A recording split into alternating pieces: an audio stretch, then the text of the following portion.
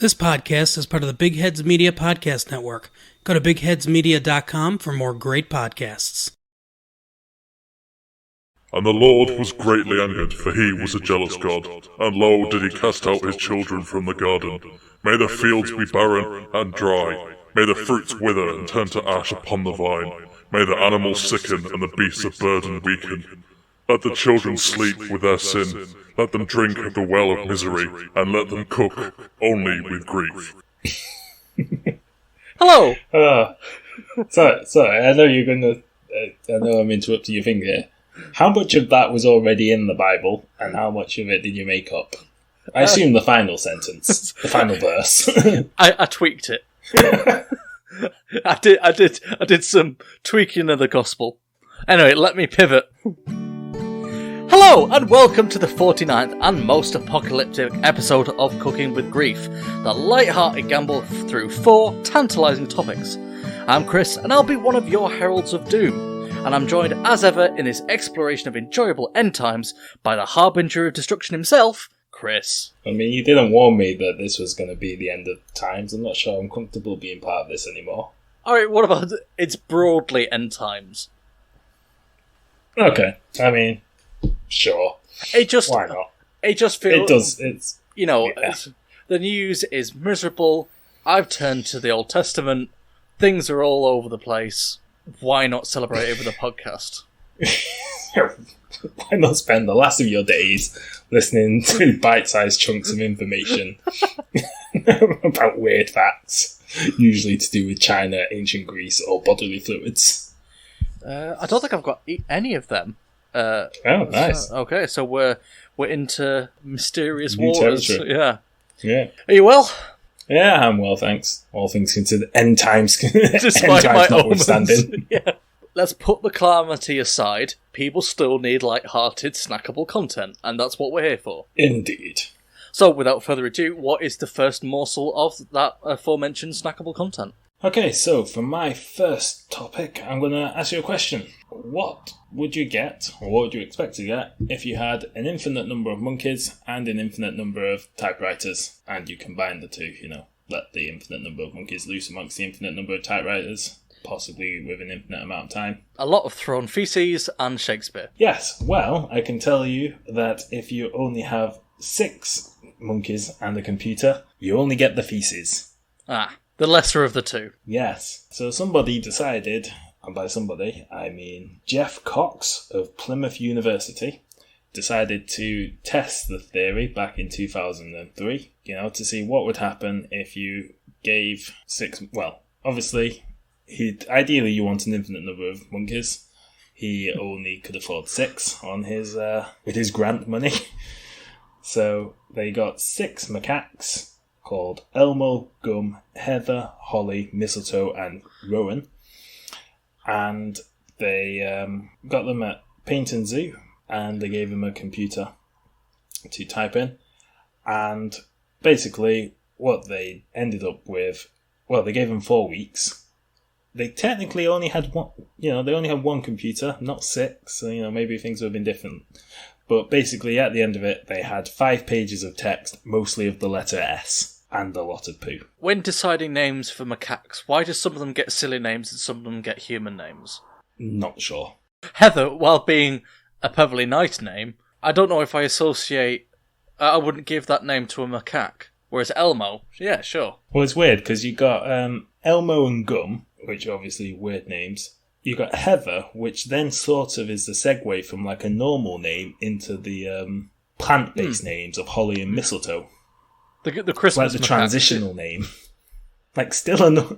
And Rowan just ending it out on a normal note. I feel like this isn't the main thrust of your topic. No. The whole point about the infinite monkeys things, it's more of a way to describe infinity than it is says anything. It could have been elephants and telegrams. It could have been geese and Morse code. The point is it's a way of describing infinity in a way that's understandable, rather than like where is the cut-off point between the number of monkeys and the number of typewriters. Yeah, you're right. And apparently this experiment was more to show that biological animals aren't reducible to machines on random process.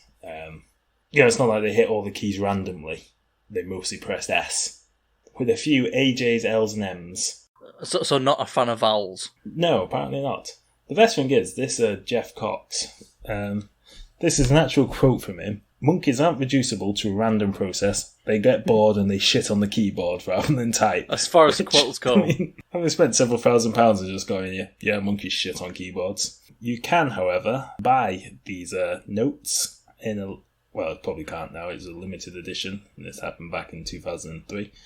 But the book's called Notes Towards the Complete Works of Shakespeare.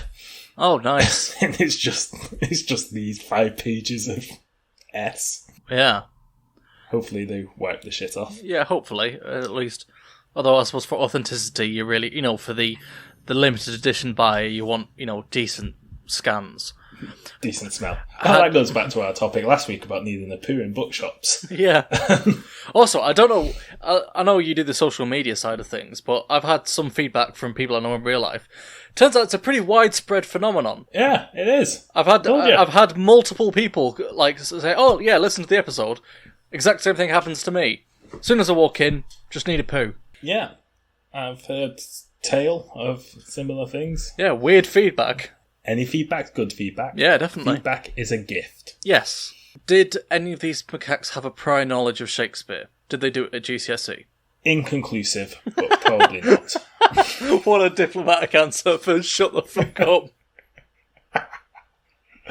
Oh man, I think they elected to do Walt Whitman instead. Yeah, a lot more relatable, like with a cloud, very sort of earthy language, Just going back to what you were saying, before about the, actually being an experiment on the infinity, a thought experiment on the size of the infinity. Yeah. Apparently, mathematicians have calculated that if monkeys could type 120 characters a minute, it would take 10 followed by 813 zeros. Okay. Monkeys. So, I don't even know how to say that. A lot of monkeys. Yeah. 10 with 813 zeros. It would take them 5 years to type out Shakespeare's sonnet number 3. Is that I like rotund posteriors and I am unable to be mendacious? No. Oh. Is that a real sonnet, or are you just ad-libbing? That was I like big butts and I cannot lie, but in flowery language. Oh, nice. Oh, that went right over my head. Well done, though. In our own way, I'm trying to throw shit at the wall and see what sticks. But yeah, no, just imagine getting money to test that. Also, I like the idea that it's completely unobserved for 4 months, you said? 4 weeks. Oh, 4 weeks. Yeah. And going back in that room and just being like, oh, Jesus Christ. I did not expect this. It smells terrible in here. Oh, imagine if they actually had written something, though. Yeah. Even accidentally. They'd accidentally written, like... Or just, after day one, they just knocked it out day one and then coasted the rest of it.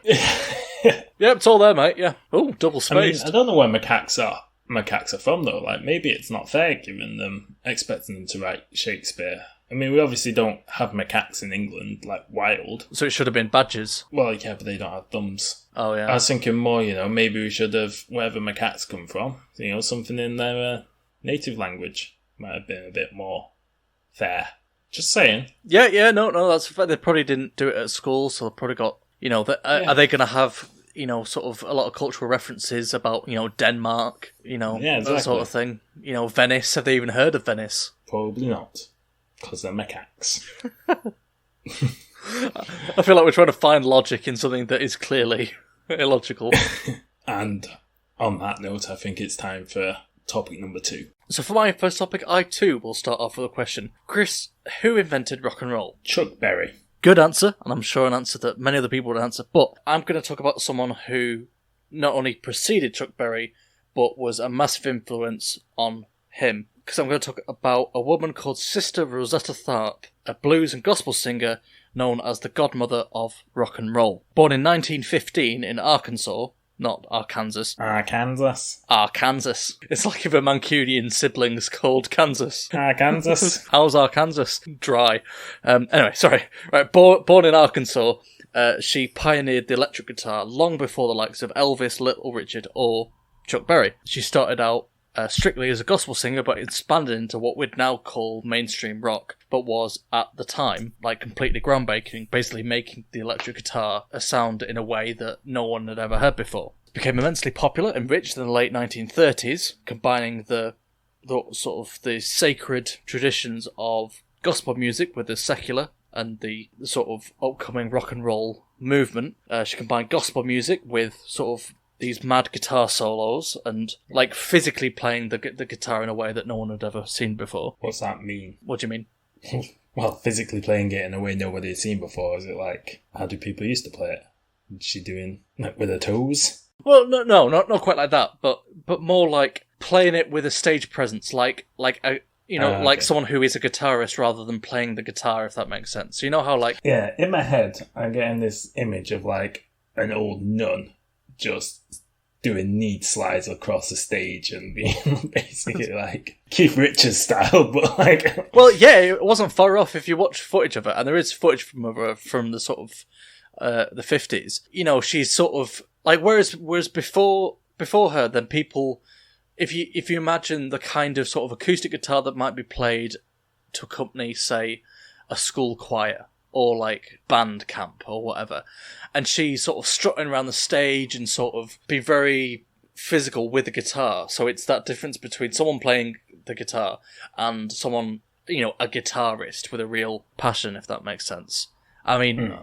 I don't think it's quite like sort of Jimi Hendrix like playing with his teeth and behind his head and stuff, but she's moving provocatively with a guitar. I bet that went down well. Yeah, well, exactly, yeah. So she did get super popular, and she played in nightclubs and concert halls and eventually toured the world. But as you imagined, she was pretty controversial, and her shows were protested with her blend of Christian music and rock, seen as blasphemous, and the fact it was a black woman doing it seemed to go against all the traditions of traditional sort of church culture, I guess. Mm-hmm. But she's also credited with the invention of the concept of tour buses, because she was touring, you know, all over America and Europe and everything like that. But at the time, she wasn't allowed to stay in hotels because of the colour of her skin. No. So she had to live on the bus, hence tour buses. Because before then, bands could, you know, well, I suppose white bands had no problem checking into hotels. So not only did she invent rock and roll, she also invented the tour bus. Yeah. I mean, she's only cocaine away from inventing, like, every aspect of, like, modern music. Yeah, well, it's, you know, rock and roll comes straight from the blues, and she is that middle point between the two. And, you know, yet more sort of maybe not first, but sort of forward-thinking. She openly had relationships with both men and women, where, again, which was protested. Yeah, frowned upon. Yeah. She was married 3 times, again, frowned upon. And the last time she got married was done in front of 25,000 fans in a stadium. And she performed in a wedding dress, and fans brought wedding gifts for her to the gig. Pretty cool going to see a show and a wedding. Yeah, 2 for 1. She stopped performing in 1970 after a stroke, and then died of another stroke in 1973. So she died in the 70s, and she hit fame in the 30s. Yeah. Oh. I mean, a popularity did start to wane during the early 50s. She toured with a number of other acts who went on to become more popular. But yeah, she definitely had, you know, for any age, a long career. You know, she's still performing at, you know, in the early 70s, until she died in 73. Chuck Berry said his whole career was one long impression of her. Johnny Cash cited her as his favourite performer of all time. You know, Bob Dylan said great things about her. Jerry Lee Lewis opened a show for her, and she encouraged him to pursue music full time. So for like such a genuinely important sort of part of musical history, she's overlooked and not held in the same esteem as Elvis and Beatles, and she should be. You know, she was posthumously entered into the Hall of Fame, but only in 2017. So long after, you know. So it's good that she's there now, but she should have been in basically from the start, given that she invented the genre, the Rock and Roll Hall of Fame, you know. And it's not necessarily that she invented the whole thing, but she was certainly one of the pioneers of the foundation of so much modern music. And she's been completely overlooked. The fact that, I'm sure music aficionados will know her and her music, but the fact that she's not a household name held in the same breath as, like you say, Chuck Berry or Jerry Lee Lewis or even the Beatles, it's a shame. Yeah, well, what's she called again? Sister Rosetta Tharpe. And I encourage anyone listening to go on YouTube and watch the videos of her play. There's a particularly, for the time, good quality gig that she did in England on a train station. Oh, nice. And you can see the full dynamism of her performance and the combination of the soulfulness and the sort of, the urgency of which she plays. It's really... the energy. Yeah, the actual performance of it. I think it was that sort of... Her sort of swaggering stage presence was definitely... You can see the Rolling Stones in it. You can see the Beatles in it. You can see, the sort of swagger of rock and roll. There we go. Yeah. Just Googled her as well. So Tharpe, Tharpe. Is that right? Yeah. All right. Well, in that case, everybody else, Google her too. Yeah. Let's make her famous again. So now I will hand it back over to you for your second topic. Before we carry on, a quick word from our sponsor. Now here at Cooking with Grief, we've long campaigned for advertisers, and we've finally got one. So the ad for this episode is MyBookie, an online betting website. So sign up now and make your first deposit, and you'll get a dollar-for-dollar match all the way up to $1,000. And you'll also grab yourself a free entry into the MyBookie Super Contest. Now, to play in the contest, all you have to do is pick 5 NFL games against the spread to have a chance at $100,000 guaranteed in cash prizes. And the best part is, MyBookie has thousands of bets to choose from. Not only do you have the full slate of NFL games, you've got the NBA playoffs and the English Premier League. From live betting to championship futures, every play you want to make is waiting at MyBookie. It's simple. You make your picks, you win big, you collect your cash. So use the promo code GRIEF, and not only will you double your first deposit, your friends here at Cooking with Grief will also get a slice of the action. Use promo code GRIEF, GRIEF, and double your first deposit right now. So your winning season begins today, but only at MyBookie.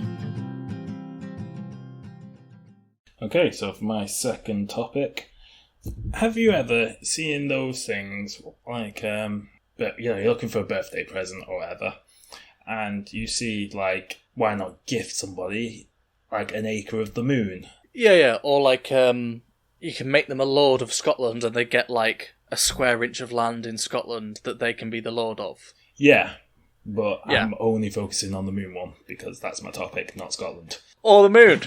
Yeah, thanks. Slick as ever. Hey, Chris, have you heard about this very specific thing? Yeah, how about this other thing? No! Oh, fucking hell. Wrong thing! Right, so, back on topic. Scotland, lovely place. Not the moon! Not the moon, though. No. Have you ever wondered who owns the land to even gift it to people in the first place? Because if not, I have a story for you. Well, even if you have, I have a story for you. Either way, you're getting a story. Stop shouting at me and the listeners. Just tell us your effing story. Right, so there's a man called Dennis Hope, or Dennis M. Hope. He seems to like using his middle acronym. Probably stands for Moon. So anyway, in the 1980s, or in 1980, he was going through a divorce and had no money. And he had this idea of making money through property. The only problem is he didn't own any property. And then he looked at the moon and thought, hang on a second, there's a lot of property there. So then he looked up the 1968 Outer Space Treaty, which was written by the UN, or, agreed at the UN level, basically to stop America and Russia, starting an arms race to sort of take over the moon and put nuclear weapons on it, or whatever. And it said, no nation, by appropriation, shall have sovereignty or control over any of the satellite bodies, which means nobody owns the land. So then what he did was he filed a claim of ownership for the moon, the 8 other planets and their moon, and sent it to the United Nations with a note saying he was going to subdivide it and sell the property. And if they had any legal issues with that, they should get back to him. And obviously they did what any sane person would do when a man writes to you saying he's going to own the moon, and they ignored it. since they never got back to him, he's basically took that, set up a business selling off parcels of the moon, and it's been his full-time income since 1995. He's not had to actually have a job. He just sells bits of planets that nobody can visit and he basically prints off gift certificates for a living and charges shitloads of money for it. On the moon, is there a uniform price, or is there the good and bad neighbourhoods? I don't know, maybe the dark side of the moon. Yeah, I was thinking you want the light side. Well, do you? Actual fact, there isn't a dark side of the moon. It's a misnomer. Oh. There's a far side of the moon. But because we orbit the sun and whatnot, it still gets light. We always have the same side facing towards us. So when there's a new moon, the dark side of the moon's getting all the sun. Anyway, that's not the point. Yeah, he sold 611 million acres of land on the moon, 325 million acres on Mars, and a combined 125 million acres on Venus, Io, and Mercury.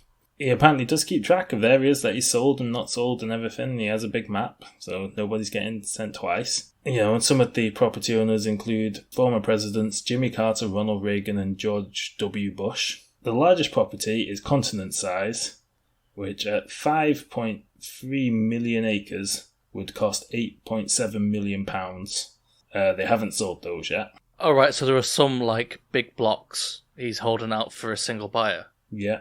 He also claims that there are 1,800 major corporations on the planet who have purchased property with specific intent, including the Hilton and Marriott hotel chains. Sorry, so corporations are going along with it? Well, yeah, this is what I don't understand.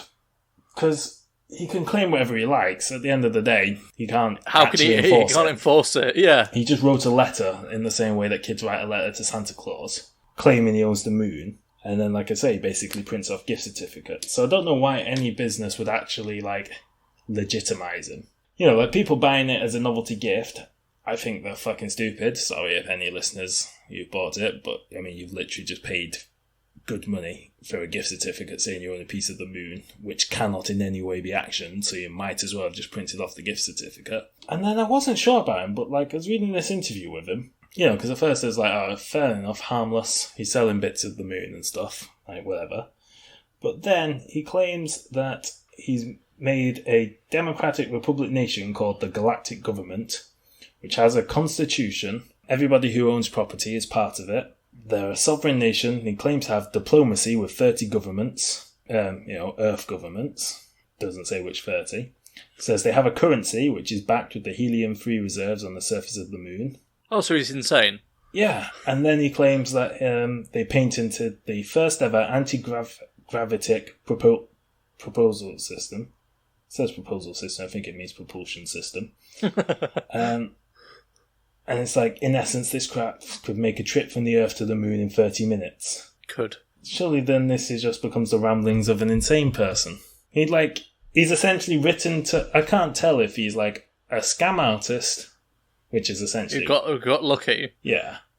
A guy just having a bit of harmless fun, an outright scam artist, or somebody who's genuinely insane and is basically drawing pictures on the back of a, doing a kid's cringe. I remember when I was a kid and I designed a car that could go 1,000,000 miles an hour. Wow, that's fast. Yeah, well, exactly. So he's basically doing the exact same, and then now it seems to be seriously saying, yes, we've invented this and we have a government. And yet people seem to have legitimized him to an extent by giving them all their money. At the start of the topic, I thought, oh, fair enough, he saw an opportunity to make a bit of money, got divorced and was broke, and enough people went along with a harmless bit of fun. It's getting a bit weird, it's getting a bit... Yeah. Culty. I don't know, yeah, at what point does he have a mass gathering and tell them that, everyone needs to take these pills and it'll take them to the moon? Yeah, exactly. It's a bit... I don't know. Like I say, I had the same thing as you. At first I was oh, what a lad. He wrote a letter to the UN and they didn't get back to him, so he just went, yep, loophole. And then, like I say, people just seem to go along with it, even though, they can't. I'd be interested to see if anybody either has tried to do the same, and if they did, whether or not he would actually be able to dispute it in any court of law. Yeah, he was oh, well, I claimed it first. It's Plus, technically... if he's now claiming that he's got this galactic government, he's broken the only thing that gave him the right to the land in the first place. If the only reason he has the right to the land is because no sovereign nation can claim ownership of it, then he's declared that he now has a sovereign nation. He's essentially shot himself in his foot with his own thing. You know what? Fuck it. With this sponsorship money, let's start an intergalactic war. You in? I say intergalactic. It'd actually just be interplanetary. I am quite busy. Ah, you coward. Okay. Alright, well, Twitter followers, let me know if you're in. I mean, I bet you NASA don't pay him every time they land on some part of the moon or whatever he owns. I bet SpaceX have no idea who this guy is. Oh, they will do, because, like I say, he's a bloody millionaire who owns he is the guy. He's the guy. You know, every time you see these packages or whatever, it's him. He has presidents on his list of property owners. Although technically they didn't buy it themselves, so bought them as gifts. So yeah, would you like some moon? I'd rather have a bit of Scotland, to be honest.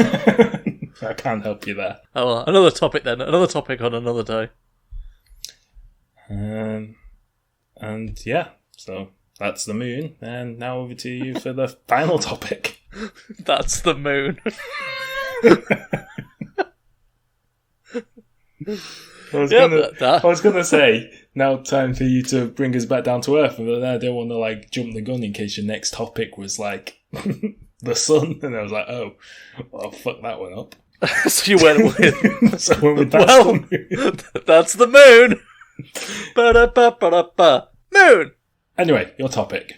I'm not leaving space just yet, but I want to broaden it out slightly to the entire universe. Oh, nice. Just slightly. So on this show, in past episodes, we've talked about philosophy in all its various guises. I think notably with Diogenes of Sinope, the Oscar the Grouch Greek philosopher. Mm-hmm. But I want to talk about one that maybe you haven't heard of, a guy called Philipp Mainländer, a German philosopher who lived from 1841 to 1876, who was part of the German pessimist movement. And if that doesn't spark an idea for a light-hearted comedy podcast, I don't know what will. But his philosophy, his grand opus, has been gaining traction with everything that's been going on in 2020, because I think most people don't have a lot of perspective. They're like, oh, this is the worst year ever. It's a bad year, don't get me wrong.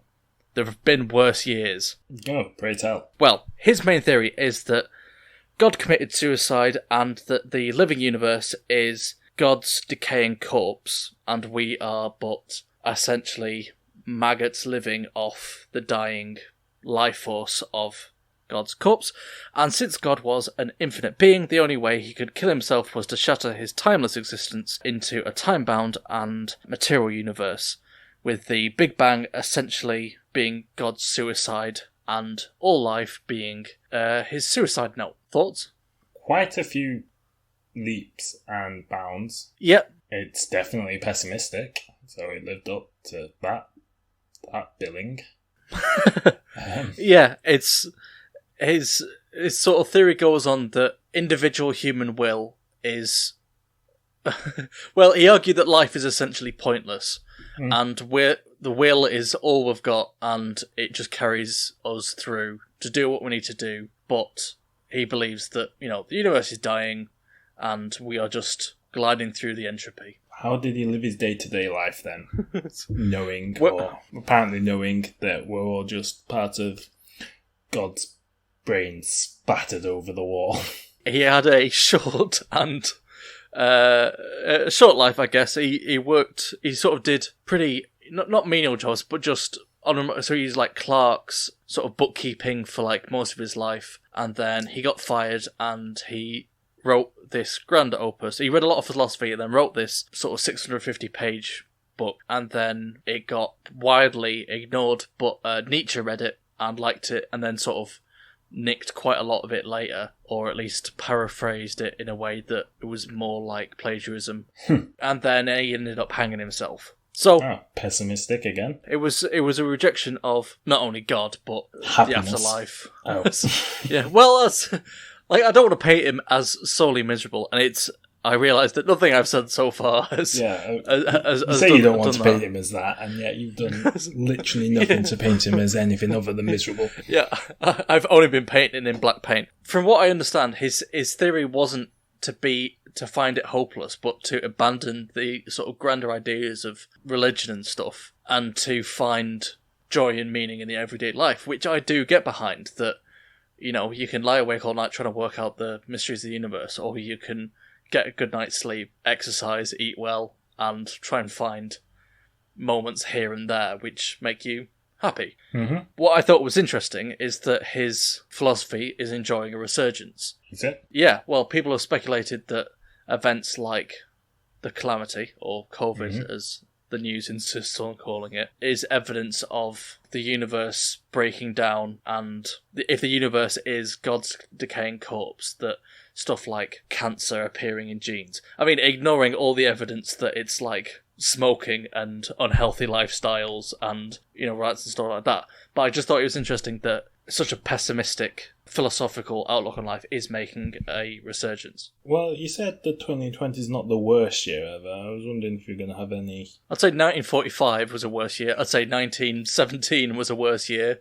Ah, that's true. 1917 had the double whammy of a world war and a global pandemic. We've only got one of them. That is true. And their pandemic was worse. Also true. But did they have any Kardashians? No. Some plastic women aren't exactly the end of... You just ignore them.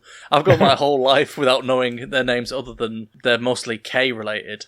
Yeah. You know, there's always been vapid stuff. I bet in, like, I don't know, say the 1400s, there was a really famous but vapid court jester who some people loved and some people were like, why are we giving even the scantest bit of attention to these clowns? So shit's always been bad and shit's always been brilliant, and it's always a mix of the two. I don't know. I just...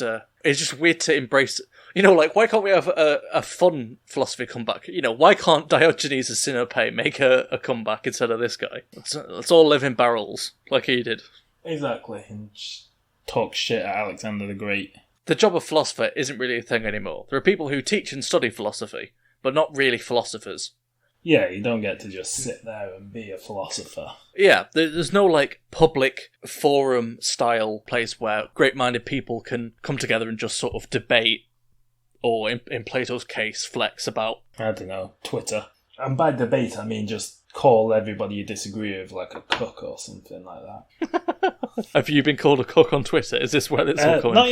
Not yet. Well, if you're out there listening and you want to call Chris a cook, then... Feel free. Cooking at Grief, with no G on cooking. All feedback is a gift. present, as a gift. I'd be interested to see what people think is the modern equivalent of philosophy. Maybe people in public who just sort of shout at pigeons and stuff. Well, that's the Diogenes method.